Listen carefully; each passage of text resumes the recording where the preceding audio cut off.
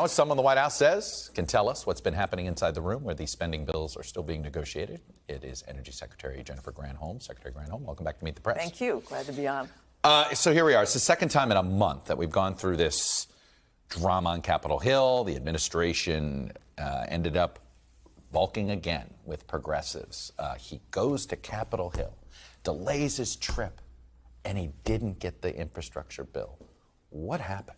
What happened is that the progressives came out unanimously supporting what was in the framework. They just had to see it. They had to look at the language, which was released on Friday. And now he can go to COP, to Glasgow, and say that he has 100% unanimity in the Democratic caucus in the House. And that is really bringing people together over this agenda. So I think it's really, if you had told me, Chuck, that we would be arguing about when exactly the vote was going to happen or what the sequence was rather than what's in it, I would have been surprised. But here we are. So. Yeah, but the sequence is not it's not insignificant. I want to put up something. Abigail Spanberger, she's a member of Congress in a swing district in Virginia, which has got some elections that people are a little concerned about on the Democratic side. And here's what she said. Because people chose to be obstructionists, we're not delivering these things to my state or to the rest of the country. I guess we'll just wait because apparently failing roads and bridges can just wait in the minds of some people. Something tells me that was before the Progressive Caucus voted unanimously to support the framework. She said this on Friday. Here's what they didn't do. They voted on Friday. They didn't pass on Thursday. But I get Speaker it. Pelosi asked them to do this. The president didn't. Why? Because the president respects Speaker Pelosi's and her caucus and the dynamics that she's got to navigate. But honestly, the fact that you've got so many people in support, and Chuck, one of the things that came out today, there was an Ipsos poll out that said that 7 in 10 Americans don't know what's in the framework, what's in the two-part. Whose fault is that? Well, that's why it is really important that people understand what is in it. For example, the fact that we have, here, people pay, on average, $9,000 a year for child care. That's on average. Here in this area, it's probably more like $20,000 a year. This is going to eliminate that for people. That's just a huge boost to the bottom lines for people. Preschool, people pay on average across the country $8,600 a year. That's going to go away.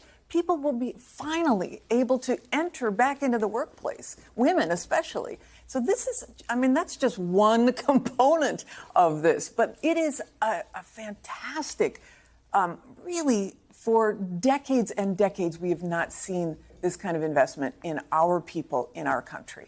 Look, this is a case where I've asked this, were the political eyes bigger than the political stomach when you guys proposed what you did? Because this is a case where you've overpromised and underdelivered. You're talking about the things that are in this bill. Let's talk about what's not in this bill. Paid family leave and prescription drugs. The fight is not over, though, Chuck. This is not as though we're done and we're going to go home. Right, but what's realistic? This is a compromise. What's amazing is that we will have, between the bipartisan infrastructure bill and this framework, we will have $3 trillion of investment in our nation that we have not had before. In my column of remit, which is in energy, the amount of investment that will be for clean technologies and putting people to work and having America lead in this as we go into COP is amazing. Look, you're doing a terrific job of selling what's in it, but the problem is there's a whole bunch of people that have been disappointed of what's not in it. You don't get everything you ask for all the time. This is why compromise, the president campaigned and said compromise is not a dirty word. Right, but let me tell you something else. You are not so unrealistic to think that the president's going to get everything he wants. I understand that, but let me just,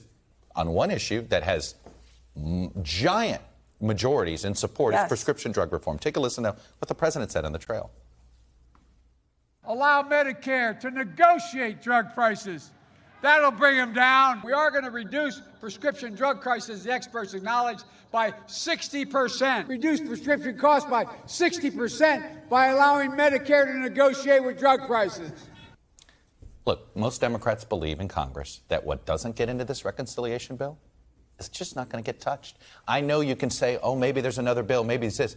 Are you aware of the current climate here in Washington? Well, but what doesn't get passed now isn't going to make it into another bill. I completely disagree with you. There are pieces of this that we can actually get Republicans. There are, believe it or not, once in a while, a few Republicans will actually support paid family leave because they want to be pro-family.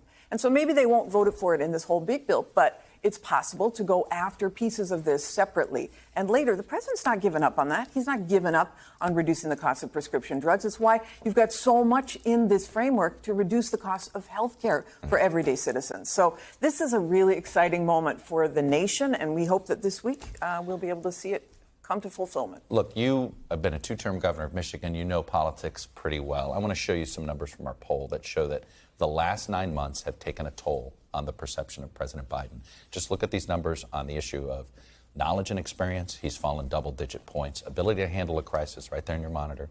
Competent and effective, that has dropped 10 points since the start. This has taken a toll on his presidency. How do you make sure this is only a bruise and not a scar? Pass this bill. Once people will see this, I mean, they'll see that they're going to get a continuation of that child tax credit. They'll see people being put to work in clean energy all across this country. They're going to see the ability to have senior citizens and people with disabilities being cared for in their home. They'll see their costs of living come down as a result of having children. It is just this, to me, this bill and the real impacts that people will see will have an impact on those ratings. But you know what? The president is focused on the middle class and the working class. And once they see that they don't have to pay one dime for it, if you make less than $400,000 a year and they get the benefit, we're starting to rewrite this income inequality that has been plaguing this country and really held us back. The economy is actually one of the things that I think is dragging down the president here. People feel as if everything costs more. Something that's in your bailiwick is gas prices. You had talked about releasing some oil from the strategic oil reserve to see if we can bring down the cost. Is that something you guys are thinking about? Because gas has risen, I think, $1 since you took office. From January to now. Of course. We got a problem. And the gas prices, the fuel prices are in the same boat as the supply chain, et cetera. And winter's coming. Of course. And the president is really focused on making sure that people are not hurt at the pump, which is why the American Rescue Plan, for example, had a significant increase in low-income heating and protections for home, et cetera.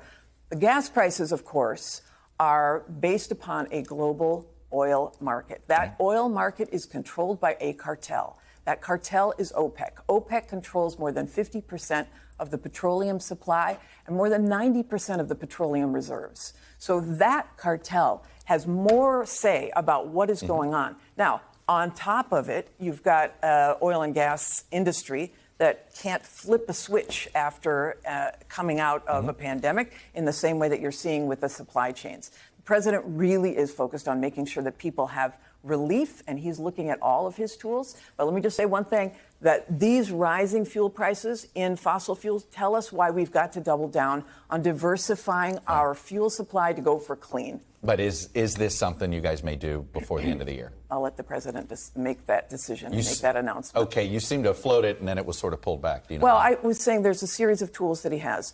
The tools are limited because it is a global market. Gotcha. But that's a tool, and I'll let him make a decision. And let me just say the Energy Information Agency has said that projected, again, it's very volatile, but they said that by the beginning of December, the prices should come down at the pump to $3.05. We'll see if that actually happens, but they are the best objective data that we have. We've been all about bending a curve. That would be a nice curve to bend as well, I think, for a lot of people. Secretary Granholm, I appreciate you coming on and sharing your perspective. Thanks. Good to see you. Thanks for watching our YouTube channel. Follow today's top stories and breaking news by downloading the NBC News app.